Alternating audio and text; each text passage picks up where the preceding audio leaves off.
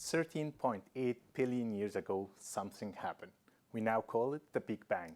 We don't know what happened, but physicists wake up every morning, not only think how the universe works, but why it works the way it does. And a very interesting unanswered question in physics today is matter versus antimatter. Antimatter is very simple. It's the same as matter, but with different charge. So let me give you an example. If you know the electron, which is a building block of matter, having a negative charge, we have the anti-electron. It's the same exactly as the electron, but with positive charge. When those meet, we have a pure energy. That's our understanding of how the universe started. But we don't know why there is a lot of matter over antimatter.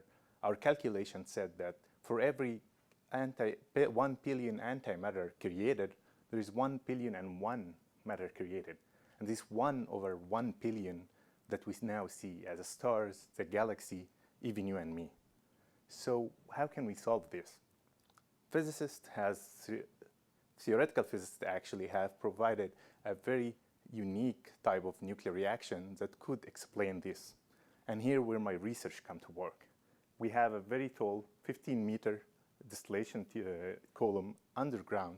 It's very deep, 2,000 meters underground. What we are doing is doing something called isotope exploration for xenon gas.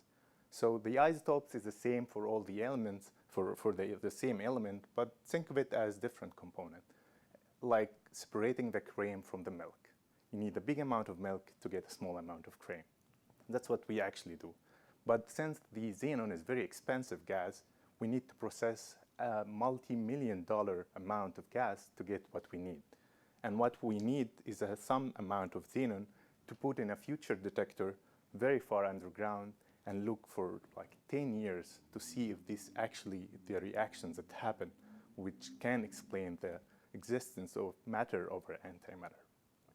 So in future, if you wake up in the morning and read in the news that physicists have discovered a very rare type of reaction that explain why we are here, you might think of me as the one who first remember me that the one who told you about it. Thank you.